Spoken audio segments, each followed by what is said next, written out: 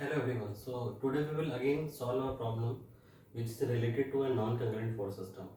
क्या है प्रॉब्लम, बात करते हैं हम लोग। तो सबसे पहले एक जो क्वेश्चन हमें गिवन में पढ़ते हैं, a bar of 12 metre long, जो बार है, bar in the sense A B bar, ये जो ब्लैक कलर से मैंने शो कर रखी है, and of negligible weight, weight हमें यहाँ पे नेग्लेक्ट करके चलना है, is acted upon by forces, उस पर नंबर ऑफ फोर्सेस ऐड कर रहे हैं, जैसे पॉइंट सी पॉइंट डी पर जो फोर्स है, as shown in figure. Determine theta, theta जो वैल्यू है, ये जो रॉड है हॉरिजॉन्टल से इस एंड पे थीटा से कितना एंगल बना रही है, ये हमें बताना है for the equilibrium of the bar. साथ ही साथ हमें ये डिस्टेंस ए सी सी डी और डी वी ये यहाँ पे मेंशन कर रखी हैं, ये हमें ऑलरेडी गिवन है। तो ऐसे क्वेश्चन जब भी हमें सॉल्व करने हैं तो हमें कैलकुलेट क्या करना है, रिएक्शन दिस थीटा वैल्यू। तो हमें क्या करना पड़ेगा, ये जो रॉड है इसका फ्री बॉडी डायग्राम जो है इसको हम बनाते हैं, बार बोले रॉड बोले, ठीक है। तो आपको ध्यान रखना है कि हमारे पास उसका मतलब सेम ही है। तो हम बात करते हैं फ्री बॉडी डायग्राम, तो एफबीडी ऑफ बार, बार क्या है ए बी बार का फ्री बॉडी डायग्राम बनाते हैं। अब ध्यान रखिएगा, जब भी कभी कोई भी रॉड इस तरीके से किसी कांटेक्ट पॉइंट पर, ये कह सकते हैं कि कांटेक्ट सरफेस पे, जैसे हमने यहाँ पे डिनोट किया है कि ये इंक्लाइन प्लेन जिस पे कांटेक्ट हमें डिनोट हो रहा है बी पॉइंट और ए पॉइंट, तो जब भी कोई शार्प कॉर्नर किसी कांटेक्ट सरफेस पे होगा तो हमेशा ध्यान रखिएगा कि वहाँ पे रिएक्शन फोर्स जो होगा वो उस कांटेक्ट सरफेस के परपेंडिकुलर डायरेक्शन में हमें दिखाई देगा, यानी कि लाइक दिस पॉइंट डी पर। तो हमने इसको बोल दिया आर ए, और ये हॉरिजॉन्टल होगा क्योंकि ये वॉल क्या है, वर्टिकल, और हमने इसे डॉटेड लाइन से यहाँ पे डिनोट किया है। इसी तरीके से जो इंक्लाइंड प्लेन है इसके परपेंडिकुलर डायरेक्शन में हमें यहाँ पे एक रिएक्शन फोर्स दिखाई देगा, this is R B. Confuse नहीं होना है कि आर बी और आर ए का डायरेक्शन किधर होगा, हमेशा जो भी कॉन्टेक्ट सरफेसेस हैं उनके परपेंडिकुलर डायरेक्शन में, ये हमें याद रखना है। अब देखिए यहाँ पे जो इंक्लाइन सरफेस जो है इसके लिए हमें बताया गया कि हॉरिजॉन्टल से एंगल अल्फा है, लेकिन इस अल्फा की वैल्यू हमें गिवन नहीं है डायरेक्टली, लेकिन आप अगर ध्यान से देखें तो इनडायरेक्टली वे में मुझे कुछ उसने बता रखा है क्वेश्चन में। क्या बताया हुआ है कि ये जो स्लांट डिस्टेंस हमें दिख रही है या फिर स्लांट एज है, इसकी हाइट 3 है और यहाँ पे जो ये लेंथ है ये 4 है। ये छोटा सा एक ट्रायंगल यहाँ पे फॉर्म करके उसने दिखाया है, जो कि हमारे पास एक तरीके से राइट एंगल ट्रायंगल बनना है, और ये लाइन हॉरिजॉन्टल से जितना एंगल इंक्लाइन प्लेन यहाँ से बना रहा है उतना ही ये जो लाइन है वो भी हॉरिजॉन्टल से एंगल बनाएगी, यानी कि this angle is equal to alpha. तो अब देखिए यहाँ पे हमारे पास ये राइट एंगल ट्रायंगल में दो साइड्स पता है, तो हम यहाँ पे this is basically tan alpha का रिलेशन हम लोग यूज कर सकते हैं, परपेंडिकुलर अपॉन बेस यानी कि 3/4। तो हम यहाँ से अल्फा की वैल्यू कैलकुलेट कर लेते हैं कि अल्फा कितना होगा। आप चाहें तो यहाँ पे cos अल्फा और sin अल्फा की वैल्यू भी सिर्फ लिख सकते हैं, जैसा कि हमने प्रीवियसली कुछ क्वेश्चन में किया था। This is tan inverse of 3/4, और जब हम इसे सॉल्व करेंगे this is 36.87 degree, round of करने के बाद में हमें ये अल्फा की वैल्यू यहाँ पे इस तरीके से मिल जाती है। अब जब हमने ये अल्फा कैलकुलेट कर लिया है तो हमारे पास अब हमें क्या करना होगा, यहाँ पर जो रिएक्शन फोर्सेस हैं, ठीक है ना, एक ये आरबी का जो रिएक्शन फोर्स है तो हमने यहाँ पे देखा है, साथ ही साथ इस पॉइंट सी पर वर्टिकल से 200 न्यूटन का एक लोड और लगा हुआ है, उसको हमने मेंशन किया, और यहाँ पे हॉरिजॉन्टली ये एक 100 न्यूटन का फोर्स, ठीक है, इस तरीके से।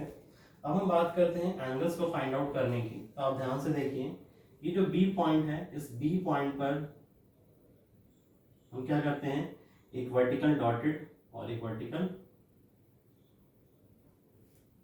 लाइन डॉटेड और वर्टिकल हॉरिजॉन्टल डॉटेड और हॉरिजॉन्टल वर्टिकल लाइन हमने यहाँ पे ड्रॉ करी, ठीक है। तो यहाँ पे जो आरबी है कुछ वर्टिकल से एंगल बनाते हुए हमें दिखाई देगा, और ये वर्टिकल से एंगल कितना होगा ये हम आसानी से यहाँ पे बता सकते हैं। ये रहा वर्टिकल से एंगल इस रिएक्शन फोर्स का, और अगर आप इस रिएक्शन फोर्स के लाइन ऑफ एक्शन को पीछे की तरफ बढ़ाएं तो हमें पता है कि रिएक्शन फोर्स किसी भी इंक्लाइन प्लेन से जो लगता है वो वर्टिकल से वही एंगल बनाता है जो कि इंक्लाइन प्लेन हॉरिजॉन्टल से बना रहा होता है, यानी कि this angle will be alpha. Small छोटा सा एंगल दिख रहा है, ध्यान रखिएगा, दिस इज अल्फा। मैं आपको एक बार जूम करके भी दिखा देता हूँ। ये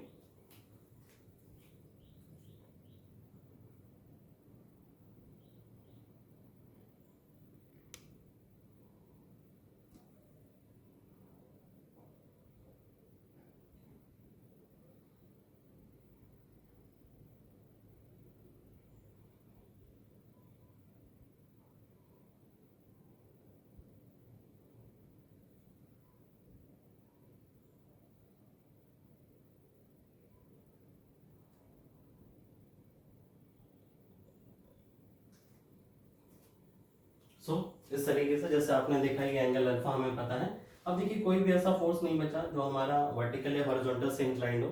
अब हम आगे बात करते हैं, तो हम इस वार के इक्विलिब्रियम को कंसीडर करते हैं। तो सबसे पहले हम लिखते हैं कंसीडरिंग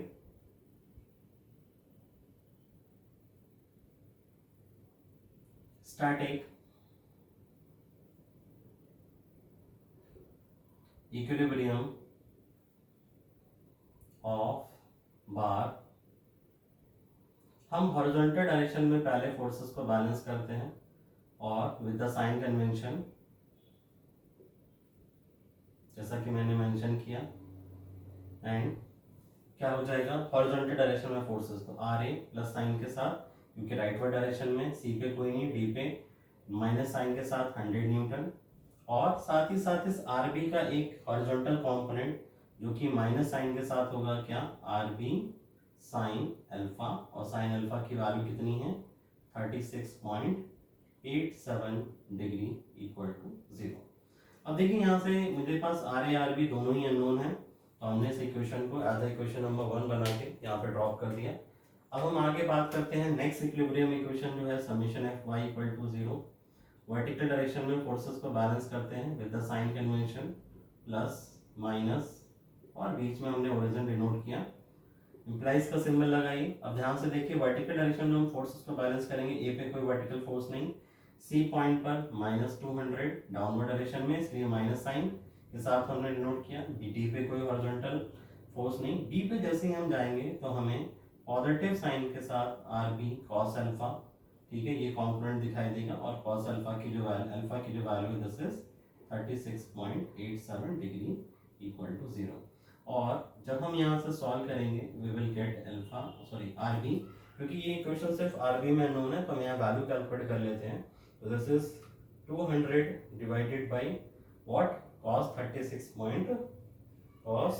36.87 डिग्री, और जब हम इसको सॉल्व करेंगे तो this we will get this as 250 newton is the value for RB.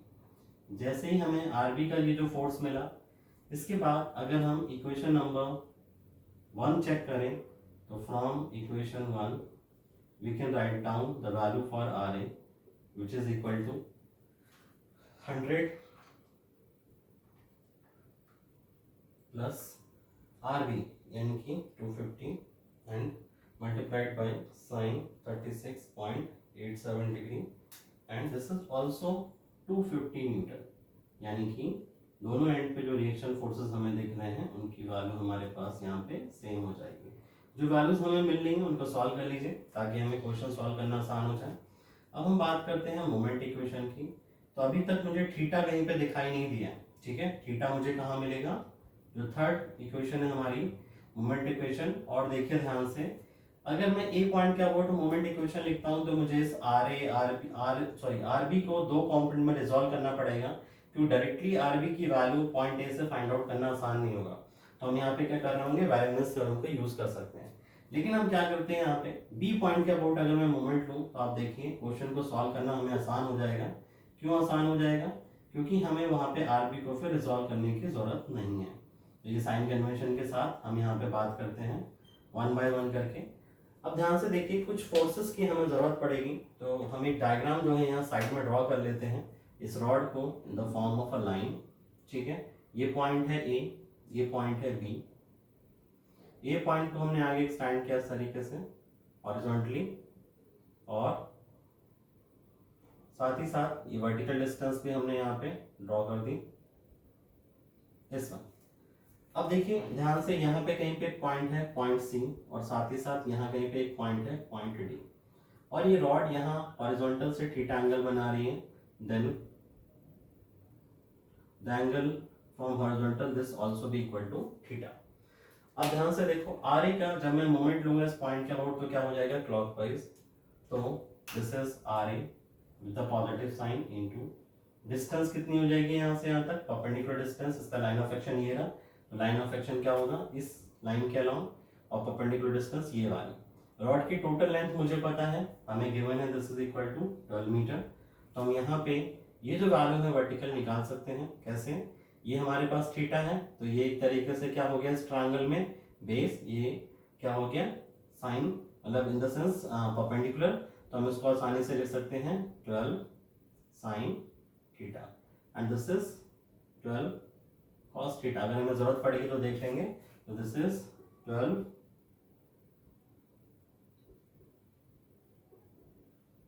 Sine theta. Next 200 Newton का फोर्स, ये रहा 200 न्यूटन का फोर्स, जिसका लाइन ऑफ एक्शन क्या है, ये रहा, इस लाइन के अलॉन्ग होगा।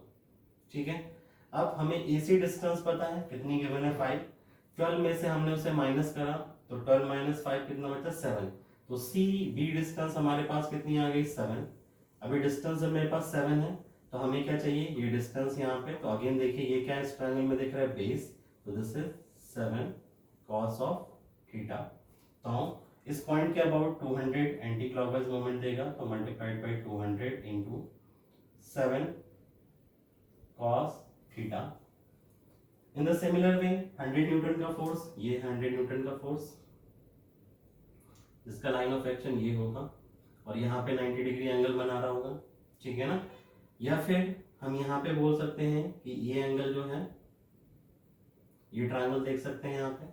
ठीक है, तो हमें इसके लाइन ऑफ एक्शन ये रहा, इसके परपेंडिकुलर डिस्टेंस इस पॉइंट से क्या होगी, ये हाइट के बराबर, और ये हाइट यहाँ पे कितनी हो जाएगी, dv की वैल्यू अगर मुझे पता लग जाए तो dv हम कैसे निकाल सकते हैं, हमें गिवन है, देखिए जो dv की वैल्यू है वो 4 मीटर है, तो दिस इज 4 मीटर, और हमें ये हाइट चाहिए, तो दिस इज 4, ये कॉस में आएगा, ये हाइट है, तो दिस इज 4 साइन थीटा।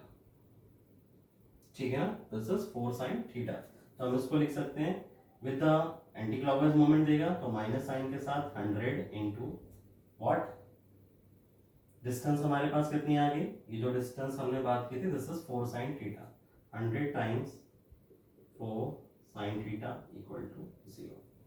ठीक है, तो अब ध्यान से देखें, इसमें इक्वेशन में हमारे पास सिर्फ आर ए जो है वो अननोन है, जो कि हम ऑलरेडी निकाल चुके हैं, थीटा सिर्फ अननोन बचेगा।